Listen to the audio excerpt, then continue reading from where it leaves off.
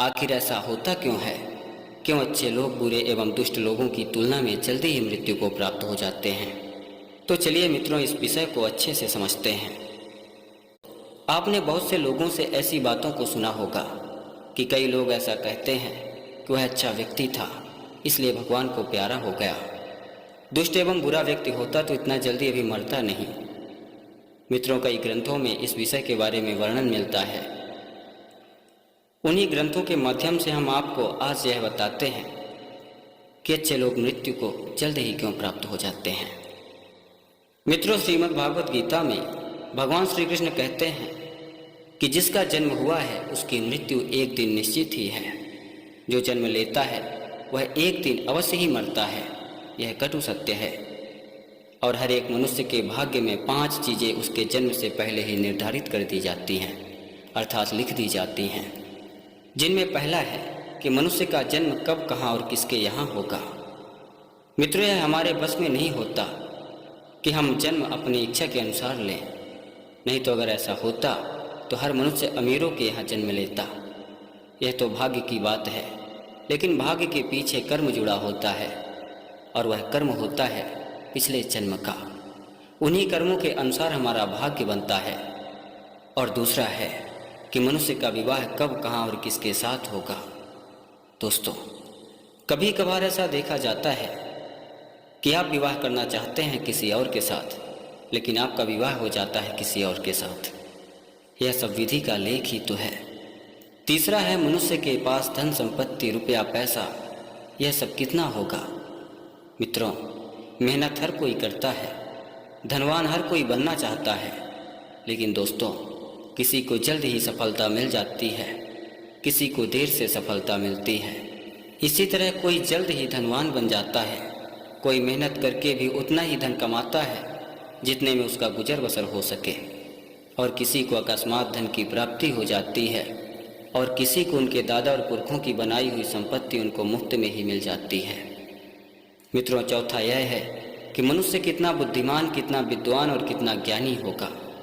मित्रों, एक शिक्षक या गुरु अपने शिष्य को बराबर ही शिक्षा प्रदान करते हैं, लेकिन जो बुद्धिमान शिष्य होता है वह जल्दी शिक्षा को ग्रहण कर लेता है, लेकिन जो कम बुद्धि का होता है वह शिक्षा को तो ग्रहण करता है, लेकिन वह अपनी बुद्धिमत्ता के अनुसार ही कम शिक्षा को ग्रहण कर पाता है। विधाता ने हम मनुष्य को सभी को एक जैसा ही बनाया है। सभी की शरीर की संरचनाएं एक जैसी हैं। एक सर, 2 आँखें, एक नाक, एक मुख। सोचने समझने के लिए मस्तिष्क को बनाया है, जिसमें बुद्धि को दिया है। लेकिन इस दुनिया में कोई ज़्यादा ज्ञानवान है, ज़्यादा बुद्धिमान है, ज़्यादा विद्वान है, तो कोई कम बुद्धिमान है, और कुछ तो मूर्खों की श्रेणी में भी आते हैं। मित्रों, 5वां है कि मनुष्य की मृत्यु कब, कहाँ और कैसे होगी। मित्रों, मृत्यु भी हमारे जन्म लेने से पहले ही हमारे भाग्य में लिख दी जाती है। तो दोस्तों, यह 5 चीज़ें जो मनुष्य के जन्म लेने के पहले ही विधाता निर्धारित कर देते हैं, जो अटल है, जिसे फिर कोई भी नहीं बदल सकता। मित्रों, भाग्य बनता है कर्म से, इसलिए कर्म प्रधान है। पिछले जन्मों के कर्मों के अनुसार ही हमारा भाग्य बनता है। कर्म और भाग्य को कुछ इस तरह से समझते हैं। एक परीक्षार्थी परीक्षा देता है, वह जो भी लिखता है, प्रश्नों का उत्तर जितना वह सही लिखता है, उसी अनुसार शिक्षक उसे अंक प्रदान करते हैं। यहाँ पर परीक्षार्थी एक कर्मण्य मनुष्य है जो अपना कर्म कर रहा है, और शिक्षक विधाता है जो उसके कर्म अनुसार अंक प्रदान कर रहे हैं, अर्थात उसके कर्म अनुसार उसके भाग्य को लिख रहे हैं। मित्रों, आशा करते हैं कि इस उदाहरण से आपको कर्म और भाग्य का यह विषय समझ में आ गया होगा। कर्म से ही भाग्य की उत्पत्ति होती है। अनेक ग्रंथों और पुराणों में यह वर्णन मिलता है कि पिछले जन्म में किए गए कर्मों के अनुसार ही हमें इस जन्म में उन कर्मों का फल मिलता है। कुछ कर्मों के फल इसी जन्म में मिल जाया करते हैं, लेकिन जिस तरह कोई पात्र अगर छोटा हो और उसमें भरी जाने वाली वस्तु ज़्यादा हो, तो उस वस्तु को दूसरे ही पात्र में भरा जाता है। ठीक उसी प्रकार मनुष्य की अगर आयु कम हो और उसके पाप और पुण्य ज़्यादा हो, तो विधाता मनुष्य के पाप और पुण्य को अगले जन्म में उसे प्रदान करते हैं। मित्रों, मनुष्य सिर्फ कर्म करने के लिए ही स्वतंत्र है, बाकी मनुष्य के कर्मों का फल विधाता स्वयं देते हैं। मनुष्य कर्म फलों के लिए स्वतंत्र नहीं है। मित्रों, अच्छा कर्म अच्छे भाग्य को बनाता है। अर्थात अच्छा कर्म अच्छे भाग्य का निर्माण करता है। इसलिए मनुष्य को अच्छा कर्म ही करना चाहिए ताकि मनुष्य का भाग्य भी अच्छा बन सके और उसके जीवन में सुख ही सुख हो, खुशियाँ ही खुशियाँ हो, प्रसन्नता ही प्रसन्नता हो। क्योंकि अगर आप बुरा कर्म करेंगे तो उस बुरे कर्म से आपका अच्छा भाग्य नहीं बल्कि दुर्भाग्य बनेगा। और दुर्भाग्यशाली मनुष्य का जीवन नर्क के समान ही होता है। वह कभी भी सुखी नहीं रहता, कभी भी खुश नहीं रहता। वह अनेक कष्ट और पीड़ा को भोगता रहता है क्योंकि कर्म ही उसके नीच थे। कहा भी जाता है कि मनुष्य जैसा बोता है वैसा ही बोए हुए बीज से उत्पन्न वह फसल को काटता है।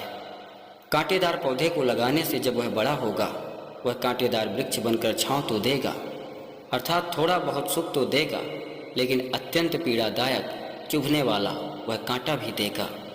ठीक इसी तरह बुरा कर्म थोड़े समय के लिए सुख तो जरूर देता है, लेकिन उस बुरे फल का जो प्रतिफल बाद में मिलता है वह मनुष्य के नाश का कारण बनता है, तरह चुभता है और अनेक पीड़ा को देता है। मित्रों, कहा जाता है कि जितनी चाबी भरी राम ने उतना चले खिलौना।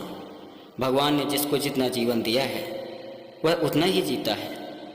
जो जितने दिनों के लिए आया है वह इस माया नगरी में उतने दिनों तक ही रहता है, अर्थात संसार में रहता है।